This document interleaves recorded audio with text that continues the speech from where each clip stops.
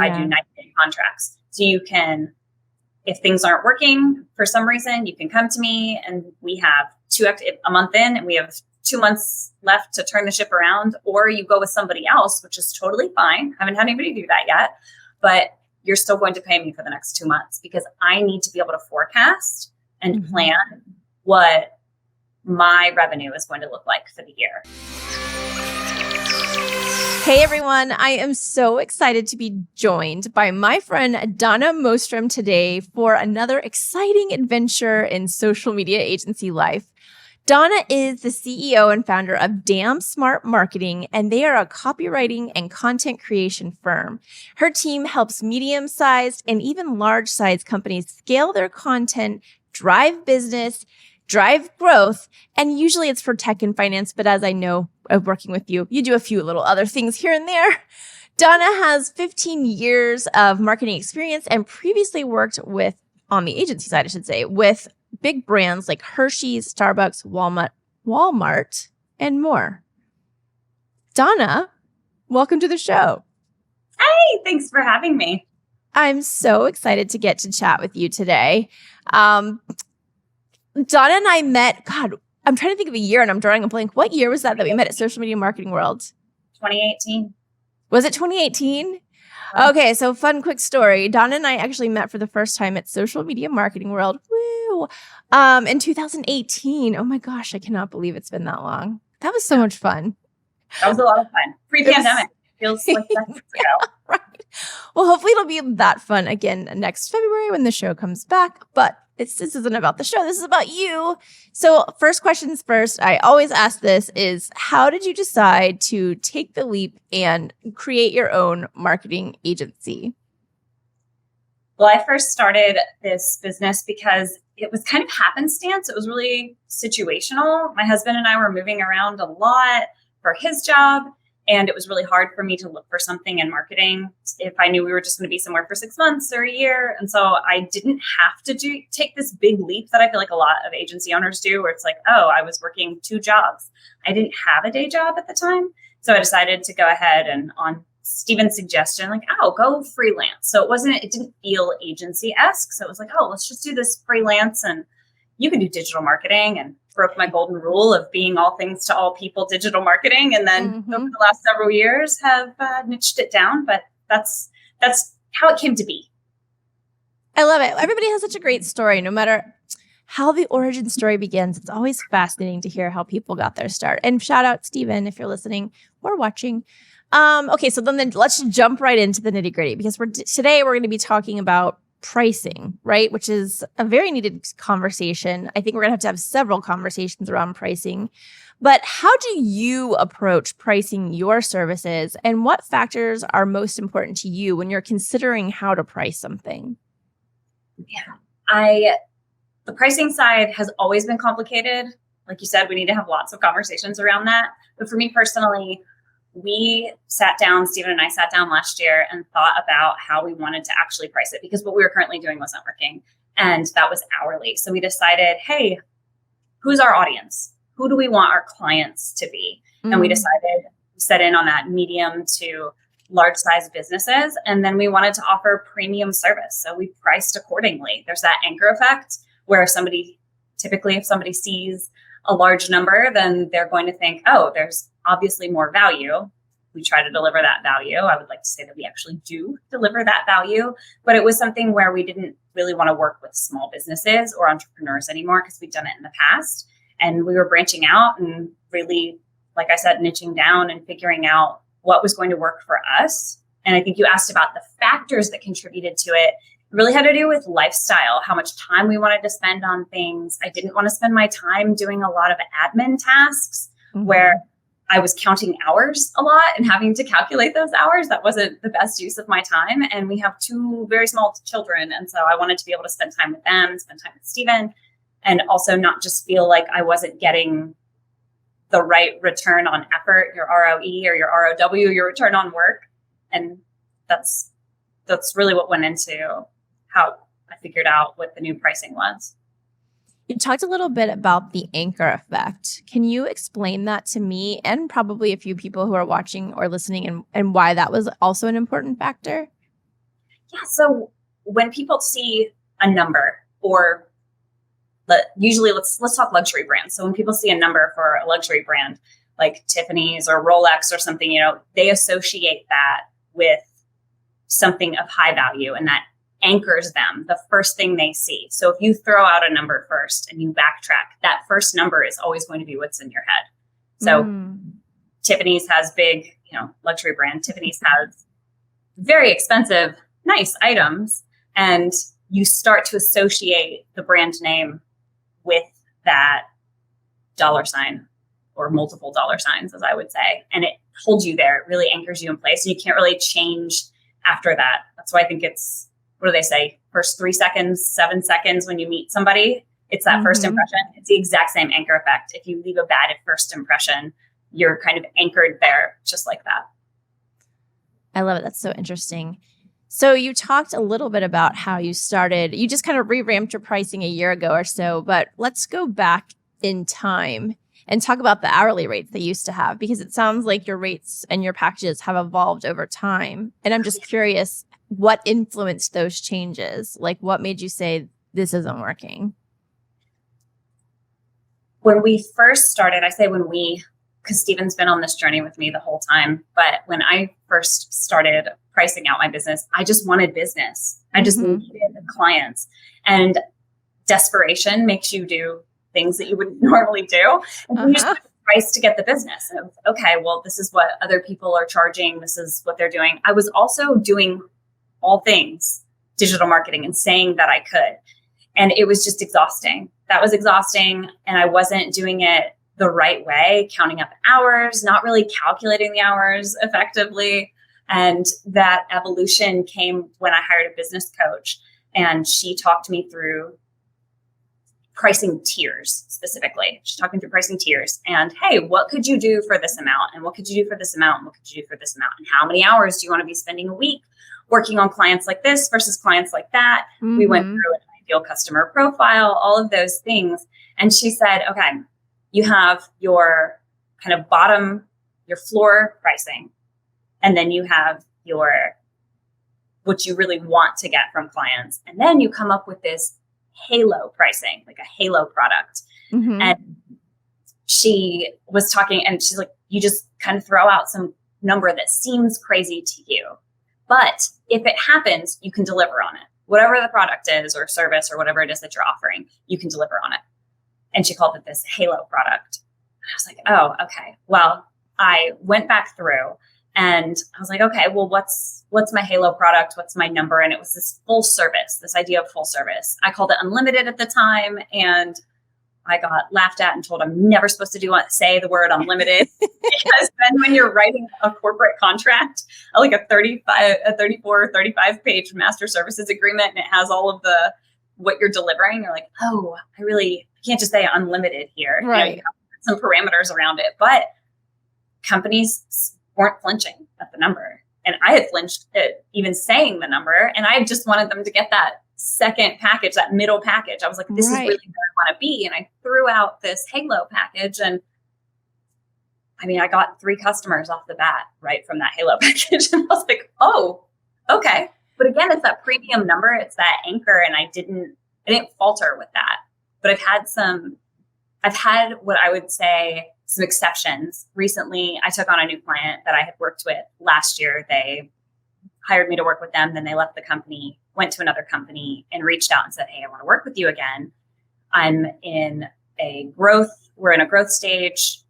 I talked to him about my new rate, which I call my halo. I don't call it my halo rate. It's like my full service rate.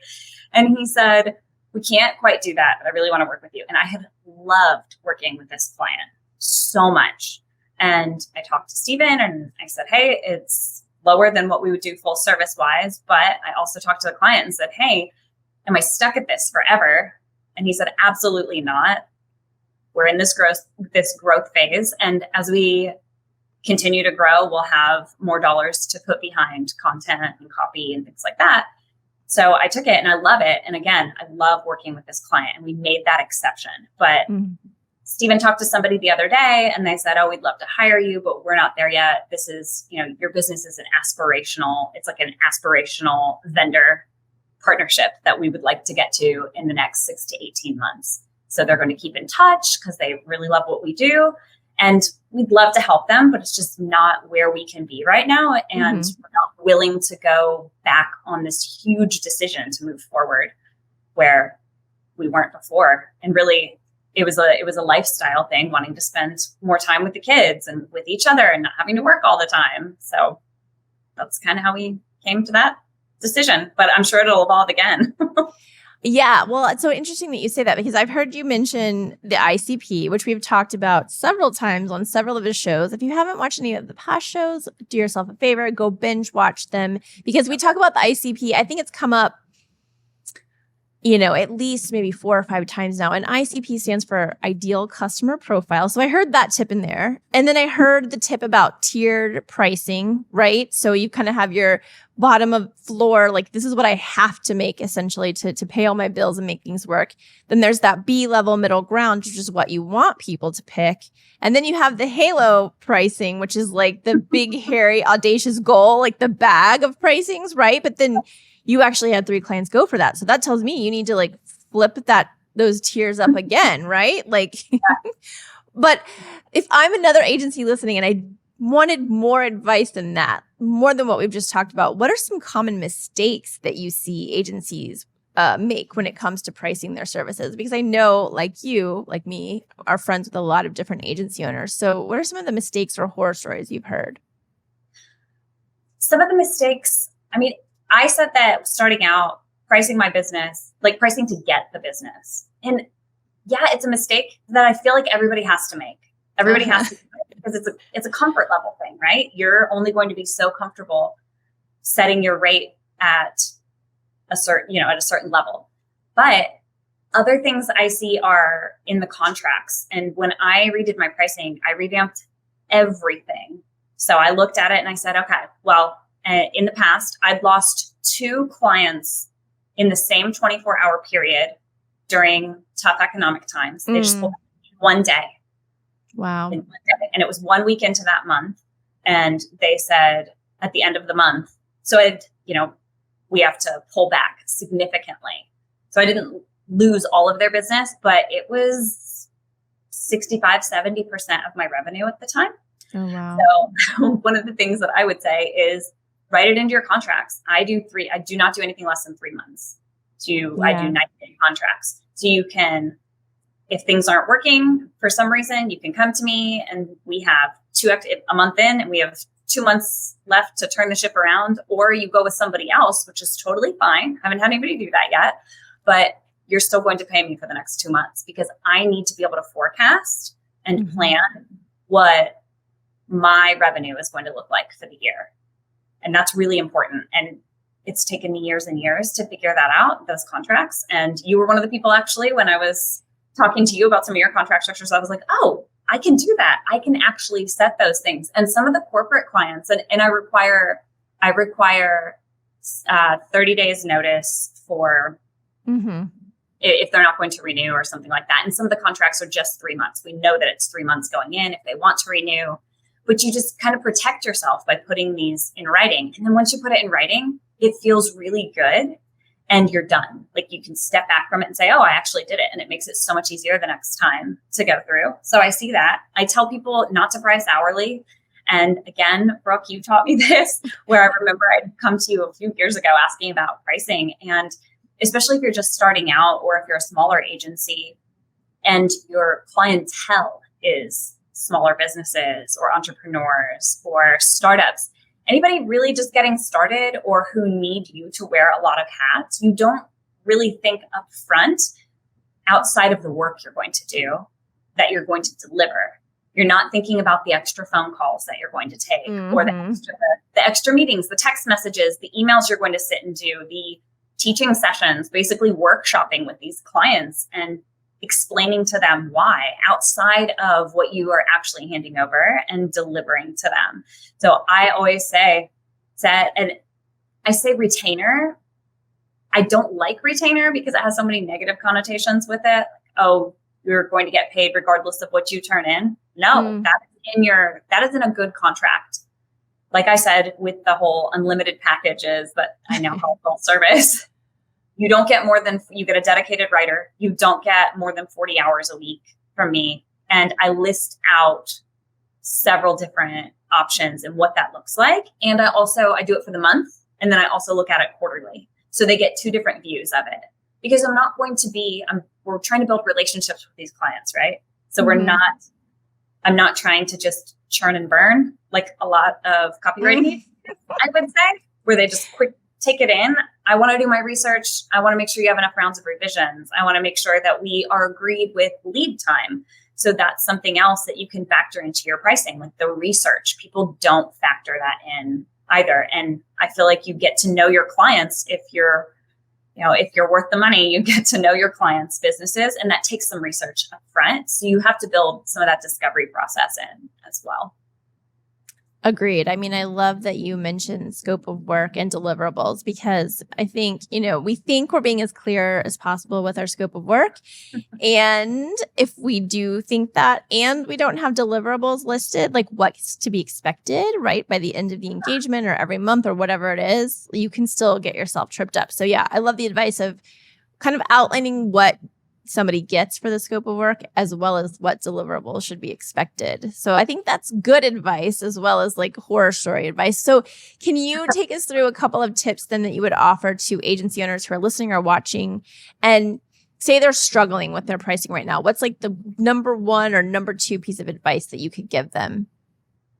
I would say, first of all, are you targeting the right clients? Because I feel like that's the number one thing.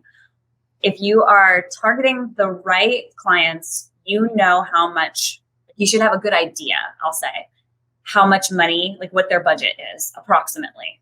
They have X amount of money to spend on outsourced marketing, whatever it is, whether it's ads or social media management or content creation, things like that.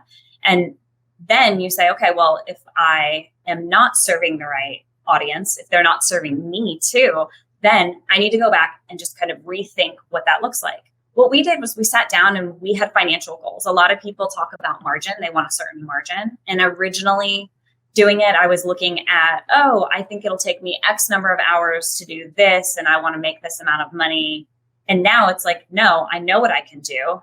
And I have a good little team, and I know what I can deliver in a certain amount of time. And I know what my financial goals are quarterly for the year. And I back into that number.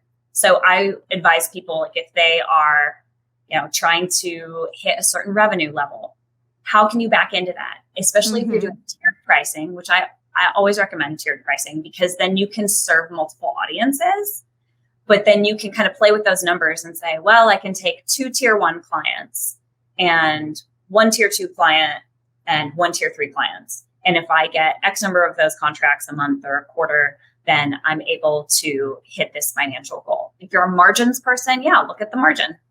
That's great. So people really get, and I got really bogged down in the hourly rates, like how much am I making per hour? And is it taking me that amount of time? Is it not?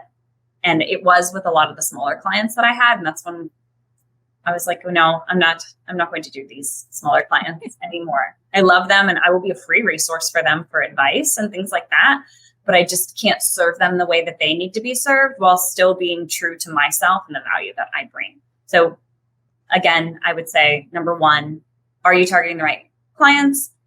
Number 2, what is your financial goal, whether it's revenue or margin? And then number 3, does that align with what you're willing to do and how, whether it's operationally or the lifestyle that you want to lead, like hours wise. So if you want to work less hours, still do it. If you want to work less hours and maintain that level of maintain the same number of clients, you have to increase your rates. Yeah. Basically.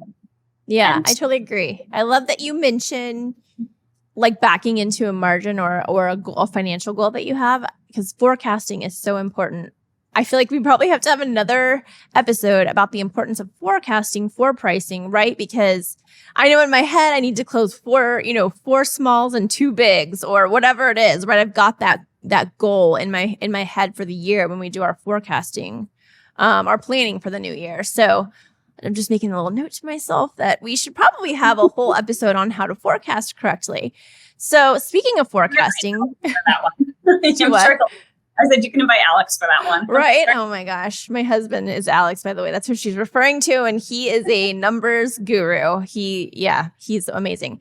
But forecasting for this year, right? That's been hard. I've been talking to a lot of other agency owners and, we're in this economic downturn. There's, unsure attitudes about where we're going, if we're going to actually hit a for real recession or if inflation's cooling and we're going to be just fine.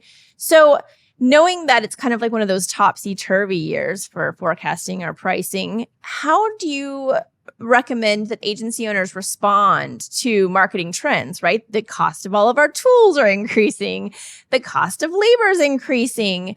What do you think about providing insight to your process for checking and reviewing and adjusting your pricing structure to maintain competitiveness, but also profitability, especially in a time like now?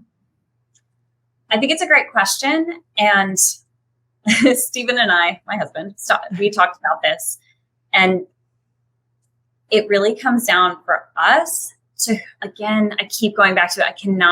I'm belaboring the point, but I kind of feel like I can't touch on it enough because it's the number one thing that I see agencies and even big companies don't do super well is figuring out that audience. So I am targeting businesses that can support my rates. I don't actually have to have that conversation with them. I haven't had to have that conversation with them because I also know the value that I'm delivering. And it kind of goes back to the point of this full service package. When I sell in a full service package, I am over delivering on value to them because it's so much easier for me to look at something and say, hey, you have a content opportunity here. You can break this up into, let's say we're writing an article. You can break this up into 3 separate articles and let me show you what that looks like.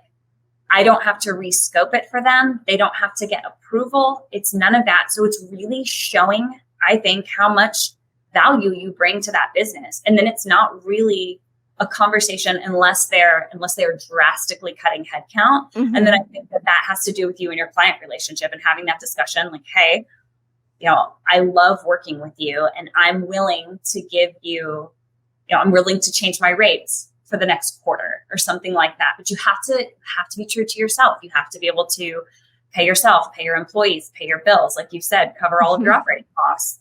And that's hard.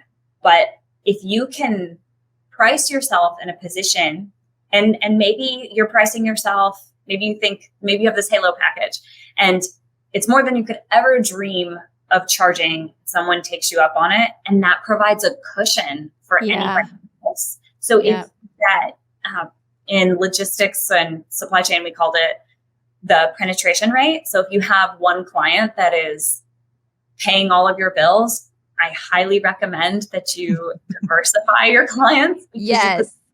You could lose them, and then you'd kind of not be in a good spot. I don't know how to say that super nicely, but oh no, we're saying that all the time, right? Like if we have 4 bigs, say we close those 4 bigs and we need, I forget what the example I gave it already was, but like we closed the 4 bigs, but we didn't close any smalls. That's not necessarily a good thing, right? Because we want to diversify in between that small, medium, and large because, the more eggs you have in the basket, the easier it is to weather the storm. I kind of want to go a little bit further into value because I like so much about what you're saying. And I did a poll on LinkedIn, I don't know, a few months ago, and I said, what's the hardest part of marketing? And without a doubt, it was like 90-something% of people who took the poll said showing the value, right? Proving the value. So how do you ensure that your pricing reflects both the value you provide and your operational costs, right? Because you're kind of balancing there. And you touched on it a little bit, but let's go a little bit further on it. Yeah. So when it comes to showing the value, people are scared to ask questions. Depending on your segment. If you work with startups, they want you to be able to do well with ambiguity. Maybe they don't have a brief, but if you can provide things to them. So I have a few large clients and their processes weren't quite there because they hadn't necessarily worked with specifically a copywriter aside from a large agency. And so I was able to provide a brief for them. And I said, take this brief, do what you want with it, share it with all the departments. It's yours. They loved it. They continued to ask for more briefs. So I was able to give them more briefs because I have them. It didn't cost me anything. I'm happy to share it. It's going to make their processes easier for them, and it's going to make their processes easier for me as well. So that's one small example. And then, like I had said before, if you are charging what they would think or what you would think is a significant amount, think about what you're worth. Think about what you're actually delivering to them, and just take it a step further. You can always do something a little bit better. And one of the value, so giving them a brief was my example, but I've seen other people come back and say, hey, I went ahead and broke this up for you. This is extra value that I thought you could use. It wasn't part of my assignment, but I was doing it anyway. And maybe it's writing a meta description for an article. Maybe it is saying, hey, this is where I think that you can expand on this content. Here are some extra ideas. If you're a content agency, maybe it's you're coming to them with this new platform where maybe they're advertising on, and you know that I'm not an advertiser. I'm not a digital advertiser. So I may have to put my foot in my mouth in a second. But a while back, the last time I was running ads, I know that Google commands a really high price, but Bing doesn't command as high a price, and people would test out ads on Bing. And if they didn't have the budget to use Google, they could still get benchmarks from Bing, things like that. Just really thinking outside the box and taking things off of that client's plate that you're doing anyway, and you're just sharing it with them. You're just saying, hey, I'm going to give you some insight into this, and you can take it or you can leave it. But I thought I would share that is a huge value add. That's such a great value add too. And I'm thinking along the lines of, we've also been talking about AI a lot and ChatGPT. You could take the headline for this article that you're writing and ask ChatGPT to come up with like 4 more. And then when you send the document over to the client, you could say like, hey, this one's created by me. Full disclosure, these are created by AI, but AI can be pretty catchy, right? So like, let me know what you like and we can move forward with whichever one you want. Or maybe it's a mix and match kind of situation, but that will take you 3 seconds to do, but it's a total value add to the client, right? Yes. I love that. So now let's move on to some red flags. Yes, which I'm sure we have plenty to talk about here, but moving on to client relationships, can you share some insights or experiences that you've had when you kind of get that red flag and something's indicated that maybe that's not the best client for you? Sure. If someone doesn't know who their audience is, and when I say that, they could list off a ton of different people or businesses that are not related at all. And unless they follow that up immediately with some kind of well thought out strategy as to why they are targeting them that makes sense, then that's a huge red flag for me. Mm-hmm. And I can do strategy all day, but that's not where I want to spend my time right now.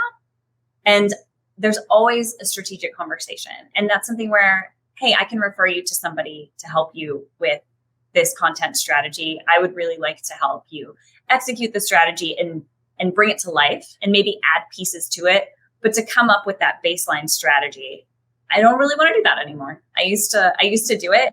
I didn't get that ROE, that return on effort. So that's one of the red flags I would say, is that audience piece. If they don't know who their audience is, or if they're telling you about their product or service and they're describing an audience that doesn't sound at all like the right audience, that's a red flag. Yeah. Or if they just kind of have no idea what they're doing. Yeah. No, I mean, you don't even have to make the face. We've all been there, right? I mean, unfortunately, that's the name of the game when you're an agency owner, is that sometimes you're going to have people come through your pipeline who aren't qualified. And you're going to have to, have really set in stone, amazing qualifications to understand if this potential client is qualified, but also you need to be able to manage expectations on the other side when a client comes through who was good and then all of a sudden isn't anymore. So let's talk about that too. How do you hopefully professionally, I know you would do it professionally, manage situations where a client just isn't aligning with your values or expectations? Like, how does that go? From an expectation standpoint, one of the things that I do is I'll pull up the scope of work because I don't want to underdeliver based on expectations. So let's walk back through the scope and see where we've gotten off track and let's realign here. Another thing is I've had some clients in the past where it felt like between the weeks 7 days between phone calls, they completely forgot what we talked about or what we agreed. So one of the things that I do, and several of my clients joke now, I use a tool called Otter. This is not a plug for Otter, by the way. I do love it. The transcription tool, it's crazy cheap, and it records your conversation and it transcribes it at the same time. And I spend at least once a week, I go back to my notes with clients to make sure that I've understood. And if I need to, for certain clients, I will take the transcription and share it with them and say, this is why I did X, Y, and Z, because this is what my understanding was that we agreed on. Can you explain again? How can we realign, or can you explain what you meant by this based on? And they have nothing to stand on. And that right. It's not like I'm going to stick it to them. It's, no, I really want to make sure that we understood because we both agreed on this. I have it in writing. I also have it on recording, like on record in multiple ways. So here you go. And this is why I did what I did. And sometimes it is just a misunderstanding or they've changed their mind, and that's totally fine. That's okay. But I want us to communicate about it. And that's a sometimes hard conversation. If it has to go, oh, well, I didn't mean X, Y, or Z. And then it's, well, can you help me? This is how I understood it. And we can fix it. Absolutely. For next time. And then you have to set for next time, let's do X, Y, or Z. Now, do you want me to send you the transcript next time so you can review it along with the recap from the call, or something that is, hey, I want to make sure that we do this. It's all in good faith. You're always trying to fulfill the expectations and do your best. And sometimes there's misalignment. Yeah. I love that you brought up Otter AI, which we've talked about this on a past episode with a past guest. It's OTTER.ai. And it's a fabulous tool. But to your point, there are like Microsoft, we're a Microsoft company. We use their 365 tools. And they now offer AI that joins the meetings and transcribes the meetings for you. And so, one of the things I would suggest, kind of leaning back on the conversation we had about agreements and contracts, in our agreement, it says, you agree to have us record the meeting with you so that we can make sure that quality assurance is happening. But it's kind of like you said, right? It's just really getting the receipts for what was really said. Yeah. In a transcription or through a recording, and being able to, what we call CYA, I'll let you figure out that last part, when it comes to managing clients, right? Because that's part of our job too. CYA is a part of every agency owner's job. Yes. So receipts are important.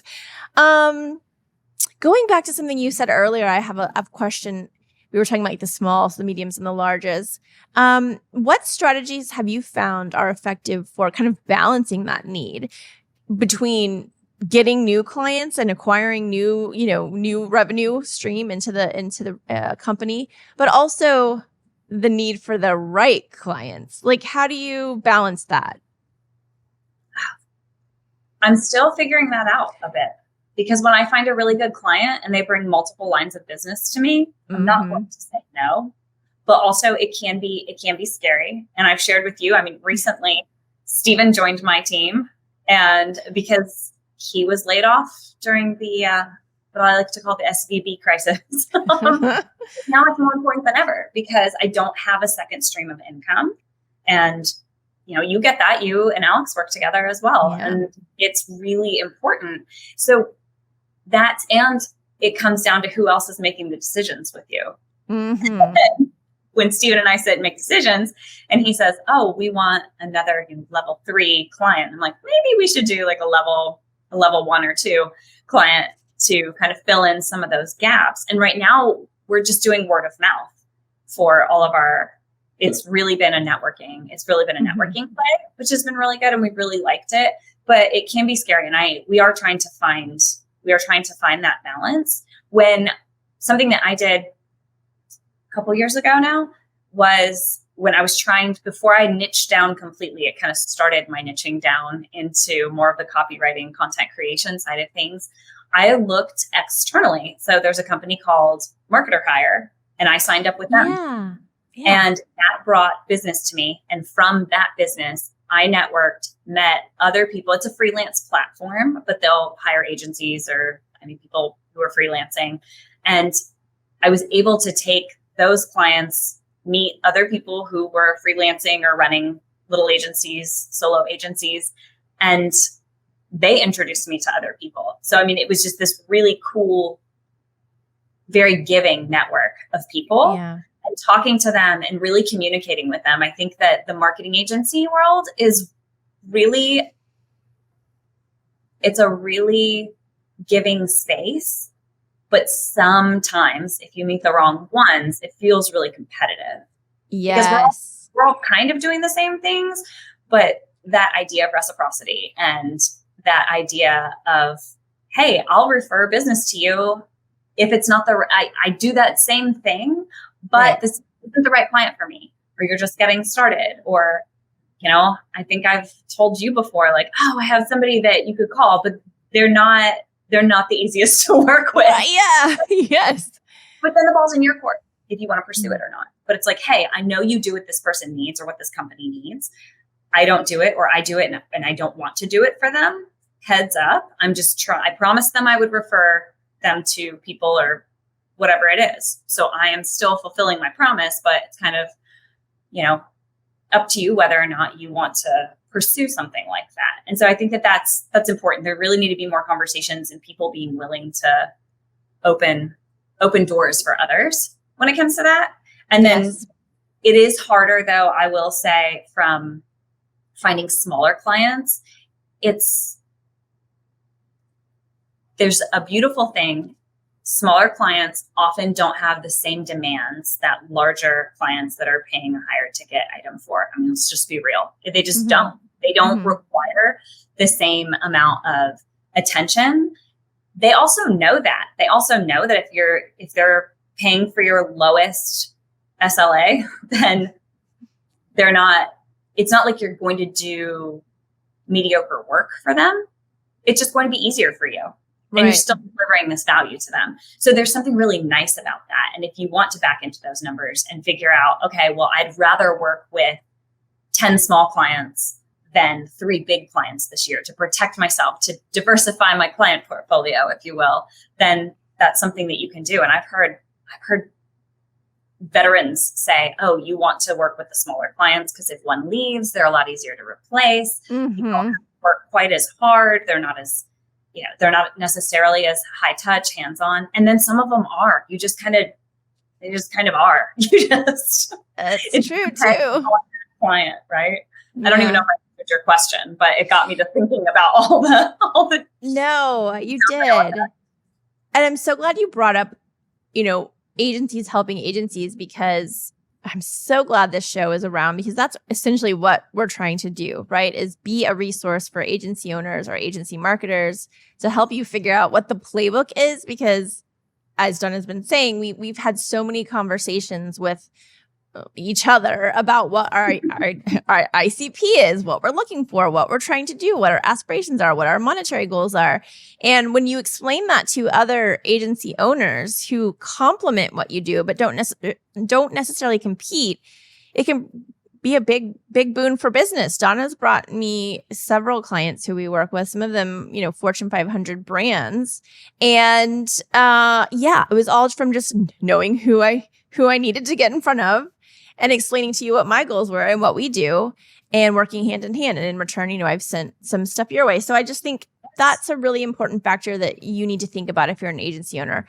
Try to have an abundance mentality rather than seeing other agency owners as competition. Some of them are, as Donna mentioned, but if you build a relationship with these other agency owners, over time, you'll start to understand who has like that we attitude versus that me attitude. And I think it's really important to find those we attitude people and stick close with them. So thanks for bringing that up because I love that so much. Okay. Can I add go one ahead. more thing? Yeah. There's a thing in there, and Brooke, you and I have talked about this, where I like to do copywriting. That's, like I said, I can do the content strategy, but there are other people that live and breathe the strategy piece. Mm-hmm. And I would be more than happy to say, hey, can we split this? Yeah. I want to bring you business, but I really want to work with this client. And this is what the piece that I would like to take. And I'll take the back seat and I'll take direction from you. And you can lead it. If you, without, like you said, this abundance mentality, they're not the scarcity mentality. And I encourage people to think outside the box on how they can partner with other people, even if you feel that one part of their business might be competing with yours. Ask to share it. And if it's your client that you're taking to them and you don't like their response, it's still your client. You're offering it up, and it's for them to say yes or no to, and setting that up. Yeah, I agree. So it really all goes back to knowing your ideal customer profile. Right? Am I right or wrong? Yes. Yeah. Yeah. I mean, it really is so true. And obviously it's come up a lot of times in past episodes. So I think we'll continue to talk about the ICP for everyone who watches or listens. But for the last question, Donna, just tell everybody what you're working on. Where can they find you? How can they connect? How can they bask in your wonderful glow of pricing and content tips? Well, you can find me on LinkedIn. It's Donna Mostrom, DonnaMostrom. You can visit my website at damsmartmarketing.co, just .co. And damn is an expletive. So spell it out with pride like I do. That whittles down some of my clients too. I remember when we came up with the idea of the name, and my sister said, what about darn? I said, well, it's not very powerful. And she said, well, aren't you going to offend people? And I said, I don't want to work with those companies. They're not my ICP. Yeah, I love it. Yes. Full circle. And you can find some, if you're thinking about hiring a copywriter, we have a little PDF on 10 must-have questions to ask your next copywriter. Oh, that's a great resource. So everybody go download that from damsmartmarketing.co, C-O, not C-O-M. She's a not-com, like me. We not-commers. We're so creative. Well, thank you so much, Donna, for joining us. I had a great time just chatting with you about pricing and the ICP and forecasting, all of the cool things that will really help you be a better agency owner. We'll see everybody next time. Bye. Thanks. Bye.